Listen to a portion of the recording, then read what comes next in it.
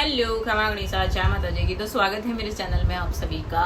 और आज बहुत दिनों बाद में ब्लॉग वीडियो देखने को मिलेगा आपको, क्योंकि थोड़ा सा ऐसा ही चल रहा था ना। तो उससे पहले मैं आपको बता दूंगा इसकी है ना, देखो एक ये होता है ना कि हाँ आप मेरी फिक्र करते हो और कमेंट्स भी करते हो, तो बहुत अच्छा लगता है कि हाँ आप कमेंट करके पूछ रहे हो। पर जहाँ ज़रूरत होती है ना सपोर्ट की, तो वो आप मतलब करते हो, ऐसा नहीं है करने वाले करते हैं। देखो एक कमेंट किया तो पता चला, और मतलब एक मन ही मन में सोचते रहते हैं ना कि यार उनके वीडियो नहीं आ रहे हैं, उनके व्लॉग्स नहीं आ रहे हैं, मतलब उनको रहता है कि क्यों नहीं आ रहे। तो वो एक रहता है कि क्या पता, मतलब अंदर अंदर उनकी टेंशन चली रहती है, पर वो एक रहता है ना कि नहीं पूछ पाते, नहीं कमेंट कर पाते, तो वो वाला सीन रहता है। तो और कोई कमेंट करके भी पूछ लेता है। तो ऐसे ही मैं आपको बताना चाहती हूँ कि आप मुझे देखते हो, सपोर्ट करते हो, पर वो वहाँ जहाँ सपोर्ट, मतलब आप मेरे पूरा वीडियो देखते होंगे, है ना। मैं ये नहीं कह रही कि आप मेरा पूरा वीडियो नहीं देखते, पूरा वीडियो देख रहे हो आप, पर वहाँ पे एक लाइक होता है। तो लाइक से पता चलता है कि हाँ मेरे को इतने लोग प्यार कर रहे हैं, देख रहे हैं, मेरी टेंशन ले रहे हैं, सब कुछ है। और एक कमेंट भी होता है कि आपको मुझसे क्या पूछना है, मैंने क्या सही बोला, क्या गलत बोला। तो एक कमेंट सेक्शन भी होता है। तो वहाँ पे आप कुछ भी बोलो मुझे, मतलब आप मुझे डांट भी सकते हो, आप मुझे मेरी कमी भी बता सकते हो, आप मुझे कुछ पूछ भी सकते हो। तो वहाँ पे पता चलता है कि हाँ लोग मुझे देख रहे हैं, हर चीज़ मेरी देख रहे हैं। तो वहाँ पे एक कमेंट्स देखते हैं ना कि लोगों के मैसेज भी आते हैं कि आप एक बात को 2 बार रिपीट करते हो, तो वो अपने आप हो जाती है 2 बार रिपीट। तो बस ऐसा ही सीन है कि आप मुझे सपोर्ट भी करते होंगे, पर जहाँ सपोर्ट मतलब ऐसे नहीं दिखता है ना वो कि आप देख रहे हो, तो मतलब अच्छा लगता है आप लोग कमेंट कर रहे हो। मुझे आपकी सपोर्ट की, प्यार की बहुत ज़्यादा ज़रूरत है। तो लाइक कमेंट जैसा भी आपको अच्छा लगे, मैंने जैसा कि आपको पहले भी बताया कि अच्छा लगा हो तो अच्छा और बुरा लगा हो तो बुरा, जो भी जैसे भी आपको सवाल जवाब करने हैं, जो भी मुझे कमेंट करना है, आपको जो भी बताया मैंने कमेंट सेक्शन में। और लाइक वाला जो होता है उससे क्या थोड़ा सा मोटिवेट होता है। तो मैं आपको हमेशा और अभी भी दोहरा रही हूँ कि आपका प्यार बनाए रखें। और मेरे को जो देखती हैं जनता, चाहे वो कहते हैं ना कि बस अपना होना चाहिए, किसी का वो नहीं कि हाँ चलो चाहे 2 हो पर अपने होने चाहिए। तो बस आप मेरे से, बस चाहे मेरे 4000 हो या 5000 हो, और मेरे से इससे ज़्यादा भी होंगे तो मेरा सेम वैसा ही रहेगा, ऐसा नहीं। और मेरे दिमाग में बहुत मतलब ऐसा है कि जो मेरा ड्रीम है ना, वो आप ही लोगों की, मतलब आप ही लोगों के प्यार और सपोर्ट की वजह से ही मेरा वो ड्रीम पूरा होगा। तो कुल मिला के ये है कि आपका प्यार और सपोर्ट हमेशा बना रहे ऐसे ही, और मुझे प्यार और सपोर्ट आप करते रहें। तो जो आगे की बात है वो मैं आपको बताती हूँ, उसको अदर वे में मत लेना या ऐसा कुछ मत सोचना, क्योंकि देखो कई से लोग होते हैं जो हेटर्स होते हैं, वो पता नहीं क्या क्या सोच लेते हैं। बस मैं ये वीडियो इसलिए डाल रही हूँ क्योंकि काफ़ी लोग टेंशन में हो रहे थे और मुझे आपके साथ में ये बात शेयर करनी थी। बहुत दिनों बाद में मेरा वीडियो आपको ब्लॉग देखने को मिलेगा। आप टेंशन भी हो रहे थे, मेरे पास में कमेंट भी आए कि आपके ब्लॉग वीडियो क्यों नहीं आ रहे हैं। इंस्टाग्राम पे भी जो मैं लास्ट टाइम अभी उत्तराखंड गई थी, तो उनके जो वीडियो फोटोज़ थे वो एडिट करके मैं डाल रही हूँ, क्योंकि इन 15 दिनों में मतलब मेरे साथ में बहुत कुछ हुआ है, बहुत कुछ ऐसा, कुछ वैसे नहीं बस लापरवाही वाला सीन हुआ है। तो मैं आपको बताऊँगी कि मेरे 15 दिन जो निकले हैं वो कैसे निकले हैं।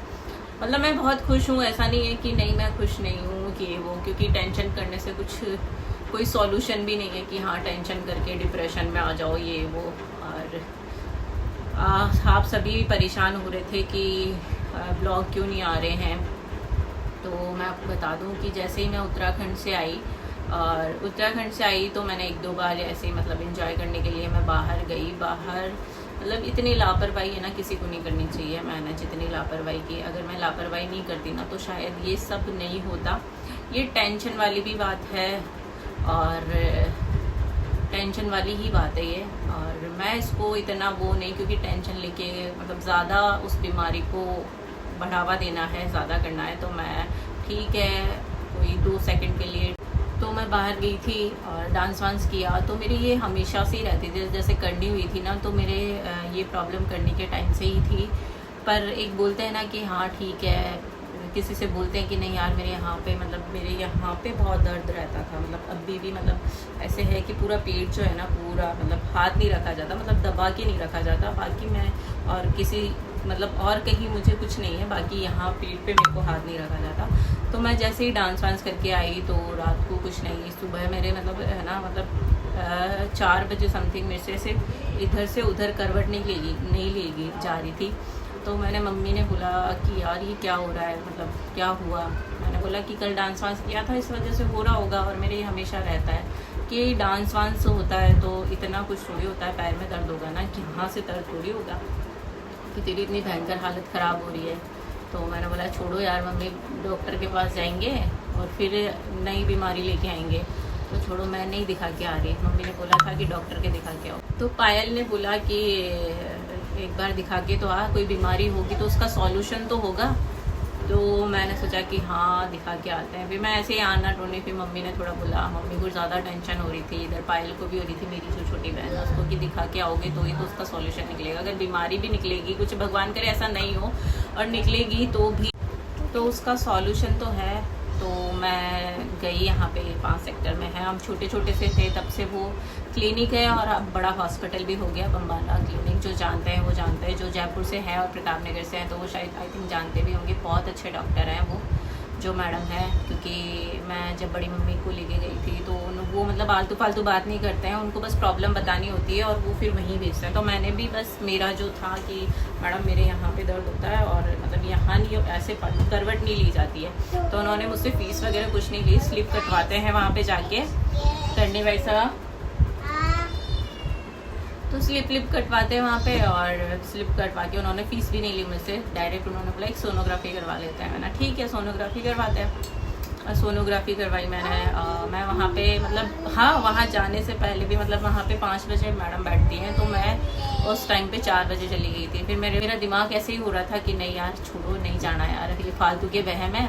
फिर मैं पापा की शॉप पे चली गई, पापा की शॉप पास में ही है, तो पापा ने भी बोला कि एक बार दिखा के तो आओ कि क्या है क्या नहीं है। फिर मैंने चलो अब इतनी दूर आए हैं तो अब कोई नहीं, दिखा ही लेते हैं। तो जैसे ही मैं गई स्लिप काटी, और मैडम भी उस दिन ऑपरेशन था इमरजेंसी में, वो चली गई थी। तो 6:30 बजे वो आए, तो 6:30 सोनोग्राफी लिख दी उन्होंने। सोनोग्राफी मतलब 6:30-7 बजे आए, तो फिर करवानी थी क्योंकि मैडम ने बोल दिया था और ये सब था, तो उनके अब करवाई लेते हैं। सोनोग्राफी करवाई तो डॉक्टर जो सोनोग्राफी करते हैं वो सर पूछे मुझसे कि क्या बेटा क्या प्रॉब्लम है आपको। तो मैंने बोला कि मेरे जो आप यहाँ पे ये मशीन ऐसे घुमा रहे हो ना, यहाँ पे बस ये इतनी जगह मेरे दर्द होता है। तो उन्होंने जैसे मशीन घुमाई और कंप्यूटर को यूँ कर दिया कि बेटा आपकी तो इतनी बड़ी गांठ है। मेरे उस टाइम पे मतलब क्या हालत हो रही होगी कि मतलब आपको मैं बता नहीं सकती कि इतनी खतरनाक, आंखों में आंसू आ रहे पर गिर नहीं रहे, और मैं रो भी नहीं पा रही कि हैं मेरे यूट्रस में गांठ। बोले देखो बेटा इतनी मोटी, मतलब वो गोल गोल ऐसे घुमा रहे थे ना, तो मुझे दिखी वो। फिर मैंने उस टाइम पे खुद को संभाला, अकेली थी मैं, बना जोधपुर गए हुए थे, और करनी को पायल संभाल रही थी। इसको ले जा नहीं सकते क्योंकि इसको साथ में लेके जाते हैं तो ये परेशाान करती है, मेरी गोदी के अलावा किसी की गोदी में नहीं आती। मम्मी अभी बीननी है नहीं, तो मम्मी घर पे थे, तो मैं अकेली ही थी। तो फिर थोड़ा सा टेंशन भी हुई मेरे को बहुत, तो टेंशन होनी है कि हाँ यार अपनी क्या उम्र है, और यूट्रस में गांठ बता दी उन्होंने। तो फिर टेंशन करने से कोई मतलब नहीं था, टेंशन तो थी, मतलब क्या नहीं होगा।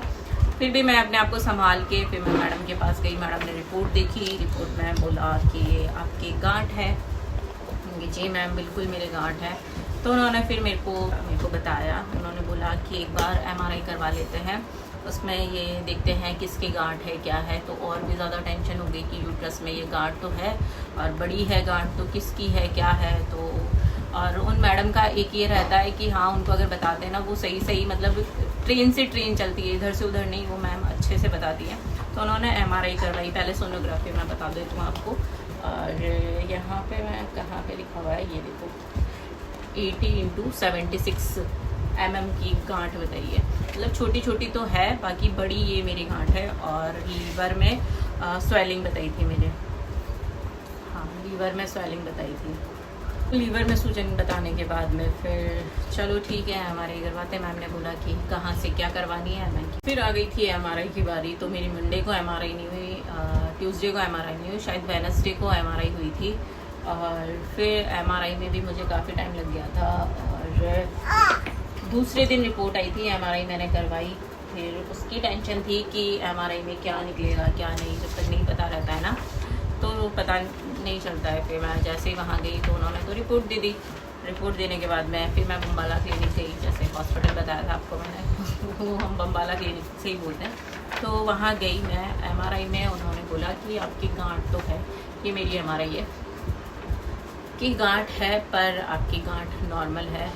तो यहाँ जाके थोड़ी तसल्ली हुई, ठीक है नॉर्मल है गांठ।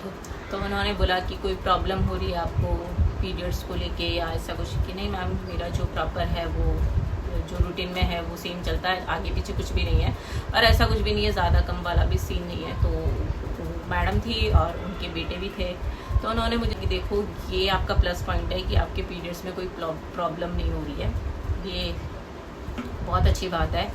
फिर मेरे से उन्होंने एज पूछी, तो एज स्लिप में देखी कि आपकी एज भी कम है, तो अगर कोई प्रॉब्लम नहीं हो रही है तो आप अभी दवाइयाँ लो, दवाइयाँ लेने के बाद में 6 महीने बाद में वापस सोनोग्राफी कराना कि गांठ बढ़ तो नहीं रही है, मतलब 6 महीने के 6 महीने सोनोग्राफी होगी कोई की।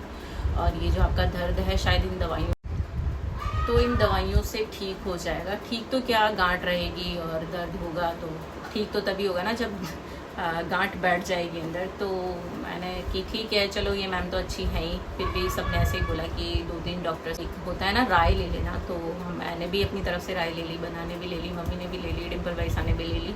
तो सबने बोला कि हाँ अगर ऐसी कोई तकलीफ़ नहीं है ना तो अभी तो नहीं निकलवाना चाहिए, क्योंकि मेरी एज अभी कम है, जो बच्चादानी होती है वो अभी नहीं निकल सकती है। हाँ अगर ज़्यादा प्रॉब्लम होती है तो फिर वो कहते हैं ना वो लास्ट ऑप्शन रहता है, तो वो वाला सीन है। और मतलब एक वो होता है ना कुदरत का करिश्मा, शायद दवाइयों से बैठ जाए गांठ, क्योंकि नॉर्मल है, नॉर्मल गांठ बैठ जाती है दवाइयों से। तो 6 महीने बाद जब सोनोग्राफी होगी तब पता चलेगा कि गांठ बढ़ रही है कि चलेगा। आई थिंक पायल की शादी के बाद ही सोनोग्राफी कराऊंगी मैं, तो उसमें पता चलेगा कि मेरी गांठ बैठ रही है या ज़्यादा प्रॉब्लम कर रही है। जहाँ तक ये प्रॉब्लम नहीं करेगी तो डॉक्टर भी मना ही कर रहे हैं कि अभी यूट्रस निकालने की कोई हुई नहीं है, नीड ही नहीं है। और ये जहाँ तक है मैं अच्छे से, मतलब जोधपुर में है तिवाड़ी सर, तो उनसे ही मैं पूरा जो भी है वो ट्रीटमेंट लूँगी। अभी मैं थोड़ा सा जयपुर हूँ और 2-3 दिन बाद मैं जोधपुर चली जाऊँगी 1 तारीख को। तो क्यों ना मैंने सोचा कि ये वीडियो डाल के उसके बाद में रेगुलर ब्लॉग्स डालें और अच्छे से मूड के साथ में। तो मुझे अच्छा नहीं लग रहा था, कई लोग परेशान भी हो रहे थे, क्योंकि देखो एक होता है ना कि अपना चाहे अपना होना चाहिए, चाहे एक ही हो। अगर एक भी कमेंट कर रहा है ना तो मैं कोशिश ये करती हूँ, मेरे को ऐसे नहीं कि बहुत सारे हाँ कर रहे होंगे, कोई सब परेशान भी हो रहेंगे, कोई कमेंट्स जैसे मैं नहीं करती हूँ कमेंट्स कि क्या हो रहा है, पर एक मन में ऐसा रहता है ना कि हाँ यार आज इनका वीडियो क्यों नहीं आया, ब्लॉग क्यों नहीं आया, उनका फ़ोन क्यों नहीं आया। देखो सबके रहता है, तो मतलब एक कमेंट करके भी पूछ लेते हैं कि आपके ब्लॉग्स क्यों नहीं आ रहे हैं, तो सबके ऐसे टेंशन रहती है। तो मैंने आपसे शेयर करी, तो कल से मैं रेगुलर ब्लॉग्स डालने की पूरी कोशिश करूँगी। बाकी ऐसा कुछ नहीं है, मैं ठीक हूँ और मैं भी टेंशन नहीं ले रही और आपको भी कोई टेंशन मत लेना, मस्त अपनी लाइफ एंजॉय। तो मैं भी ठीक हूँ और कैंडी भाई सब भी आ गए मेरे पास में। आई लव यू कर दो, बोलो लाइक करो, सब्सक्राइब करो, आ जाओ। अब करनी दादा के पास जाएगी और अब बस हम जाने वाले हैं। तो बस छोटी मोटी बीमारियां चलती रहती है, तो टेंशन लेने का नहीं। और मेरे ब्लॉग और क्या सपोर्ट करें। हाँ हैप्पी बर्थडे, इसको पता है कि मेरा हैप्पी बर्थडे आने वाला है, वो आपके लिए सरप्राइज़ है, वो 2-3 दिन पे पता चल जाएगा कि मेरा बर्थडे कब है, अभी मैं आपको नहीं बताऊँगी। तो सपोर्ट प्यार आप बनाए रखें और मेरे ब्लॉग ऐसे ही देखते रहें। अच्छा लगता है जब आप कमेंट करते हो कि आपके ब्लॉग क्यों नहीं आ रहे, आप थोड़ा सा ऐसी फिक्र करते हो, उसके लिए भी बहुत तहे दिल से धन्यवाद आप सभी का। और कंडी भाई सब आ चुके हैं, आप नहीं बोलेंगे हैप्पी बर्थडे। अब ये नहीं पता कब है मेरा बर्थडे। हाँ ये बस ठीक है, बाय बाय कह दो, ठीक है कल मिलते हैं, बाय, गुड नाइट।